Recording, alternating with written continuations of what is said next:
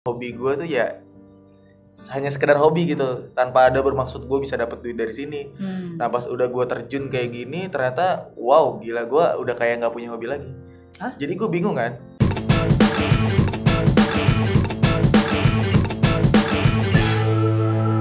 Eits, tunggu dulu. Sebelum nonton video lengkapnya, jangan lupa untuk subscribe ya dan klik link di bawah ini. Jangan lupa juga untuk klik tombol loncengnya. Oke? Terima kasih. Selamat menonton. Hai friends. Wah, hari ini seru banget karena di studio Mary Riana Group kita kedatangan seniman artis paling hits yang ada di Jakarta, yang ada di Indonesia kayaknya nih ya.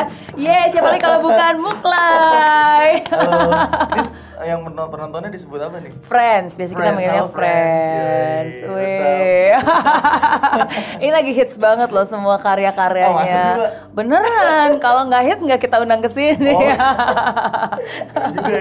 Gitu ya. Tapi thank you banget pertama-tama udah meluangkan waktunya jauh-jauh datang ke sini. Karena kalau aku ngeliat kan tinggalnya di Pulau Asam. Di sekitar situ berarti ya? Sekitar Rawamangun. Oh, sekitar Rawamangun, betul. Nah, jadi begitu aku ngeliat, wah Pulau Asam nih. Kenapa? Karena aku dulu juga tinggal daerah sekitar situ. Dulu lahir di Tanjung Priok, anak Tanjung Priok. Warakas, anak Warakas. Emang sering main ke Tanjung Priok juga? Enggak juga sih. Terus abis itu sempat pindah juga ke daerah Kavling Polri, Kayu Mas. Jadi mainannya Kayu Putih, Rawamangun, ya gitulah. Velodrome, sekitaran velodrome lah ya. Dulu kayaknya belum terlalu baik. Oh iya, dulu taunya Arion, Tip Top. Sekarang udah masih ada? Sekarang udah dibangun menjadi kota yang milenius. Wah. LRT gratis. Oh iya, LRT ke Rawamangun. Oh, Yoi. udah jalan berarti ya. Yoi. Gampang berarti nggak macet. Berapa Aman, menit? semuanya ada. Berapa menit tuh? Ya, 10 menit lah. Oke.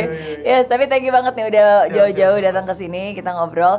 Dan biasanya kalau ketemu seniman itu memang selalu penampilannya harus ngantrek gini ya. Enggak, padahal biasa aja ini. Masa sih? Kacamata orange. Iya, biar matching aja. Biar matching gitu. Emang dari kecil udah punya jiwa seni atau cita-cita jadi seniman? Sebenarnya kecemplung gue di sini. Jadi pertamanya justru malah gue tertariknya bukan sama seni rupa, tapi sama desain. Jadi desain kaos dulu kan juga waktu zaman gue tuh 90-an ke arah 2000 waktu gue lulus SMA, justru malah lagi boomingnya tuh Tebet Utara Dalam tuh.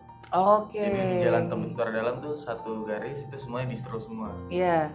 Terus dari situ gue mulai ngelihat referensi yang graphic t-shirt gitu. Terus gue kayak malah atraktif pertamanya tuh sama fashion, justru bukan sama seni rupa. Itu pas masa-masa apa? Kuliah, SMA. Oke. SMA gitu. Terus kita ngomongnya rada deketan nih. Oh iya. Jangan jauh-jauh. SMA kali ya. Terus abis itu juga dulu kan belum banyak kayak t-shirt dari luar masuk ke Indo kan. Jadi masih mengenal brand lokal. Nah, gue tertariknya sama desain si t-shirt ini sebenarnya. Iya. Gitu. Terus mulai mendesain sendiri waktu itu. Terus abis itu gue mulai kayak disuruh malah di street art. Jadi bombing di jalan. Apa di jalan? Bombing. Di Orang sebutnya jalan bombing ya, kayak gambar di jalan-jalan gitu, mural, terus pakai modal sendiri kayak gitu. Jadi kayak cuman pengen kayak write your name aja gitu. Jadi kayak gambar-gambar ada di jalan. Dulu kan lagi zamannya booming graffiti sama karakter mural gitu. Iya, pakai pilox gitu. Beneran ya? SMA ya. Terus ya zaman dulu kan kuliah gue SMA gue juga kebetulan di sini nih, di 23 Tomang. Oh. Di sini. Okay. Jadi gue agak jauh tuh untuk dari Romangun ke sini kan. Nah, di perjalanan itu pas pulang gue selalu bawa pilok untuk tagging. Tapi jangan ditiru sih sebenarnya. Ya udah mulai dari situ sebenarnya nggak tertarik untuk kuliah seni, justru malah keluarga pengennya kayak ekonomi, akuntansi gitu-gitu, karena emang darah dari keluarga turun temurun tuh kalau nggak kerja di bank, perpajakan, ya kayak gitu-gitu sih. Oh iya, sih. serius Iya, gitu. kayak gitu ya. Bank perpajakan. Iya, berarti kamu perpajakan. yang beda sendiri dong. Ya lumayan, jadi pas gue kan gue apa aku nggak apa-apa ya, santai ya.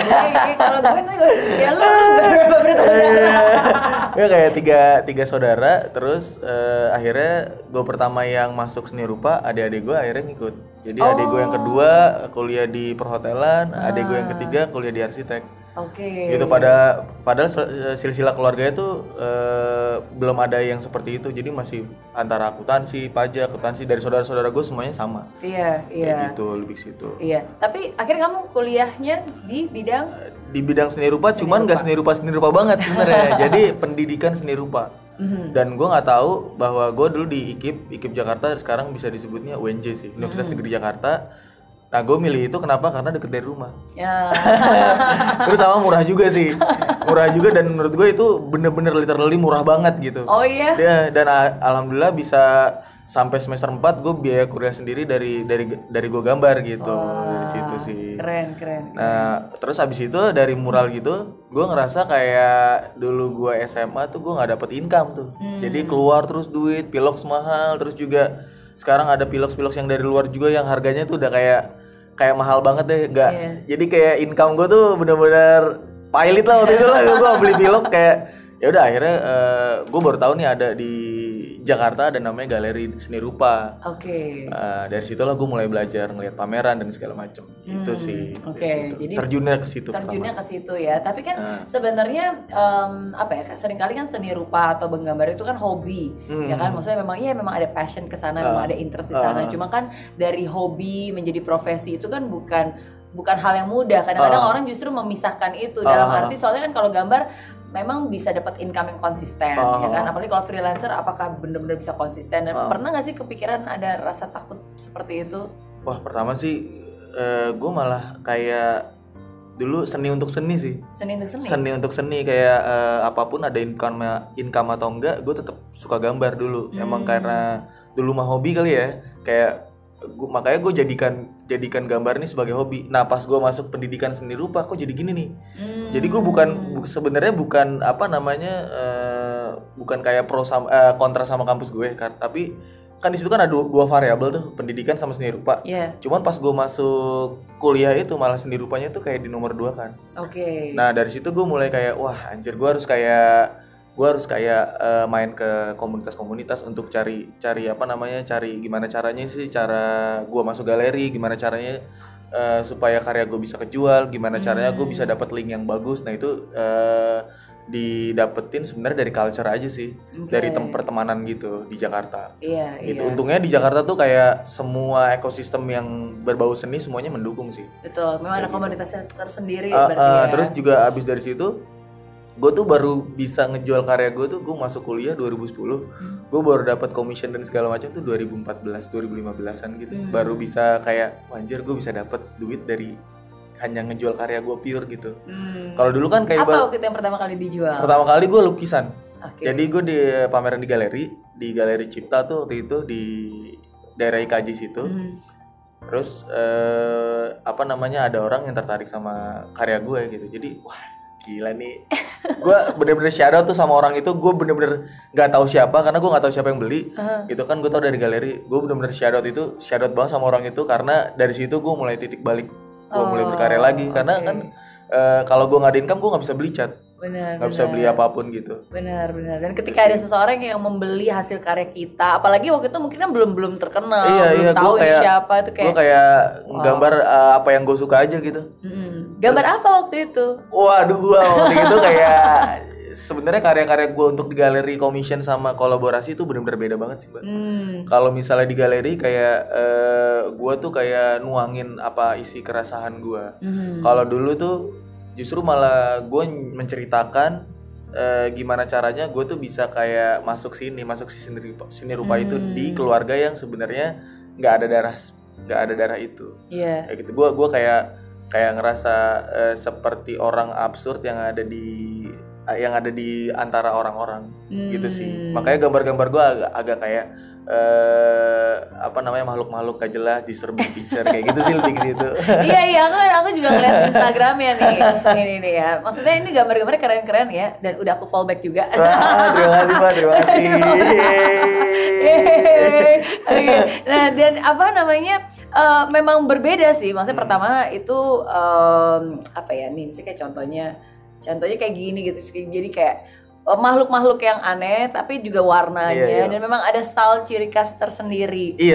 Alhamdulillah. Berarti ini dari awal ketika kamu sudah mulai membuat itu memang udah bentuknya mirip-mirip seperti ini. Sebenarnya udah kayak gitu, cuman sekarang lebih kayak dimasukin sisipan yang lebih apa namanya ya, lebih kayak di riset aja gitu.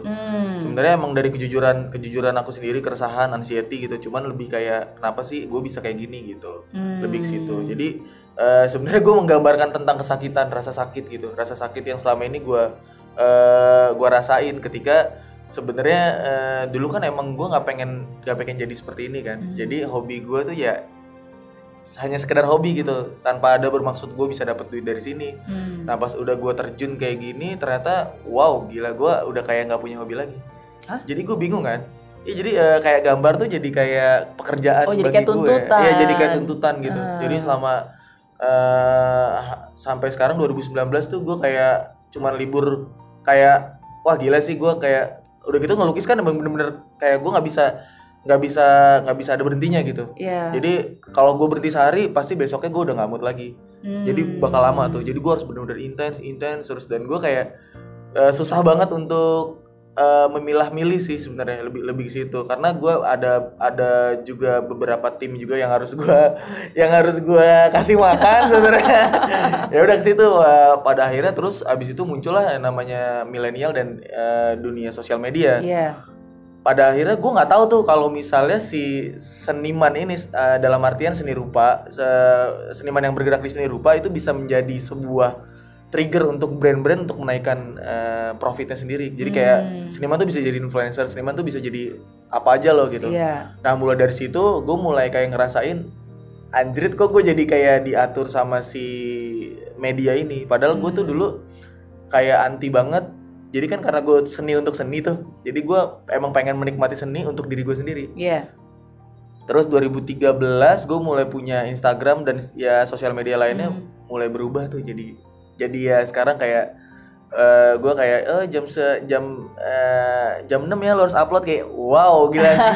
sampai bisa seperti itu. Gue kayak anjir, gue sebenarnya nggak pengen kayak gini nih, cuman gimana ya gitu. Ya udah gue akhirnya menceritakan soal itu. Oke.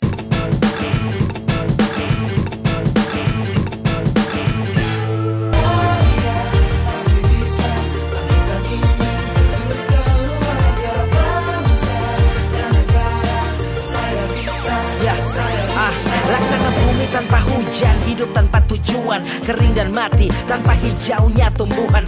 Demikian kalau mimpi tak kunjung terjadi.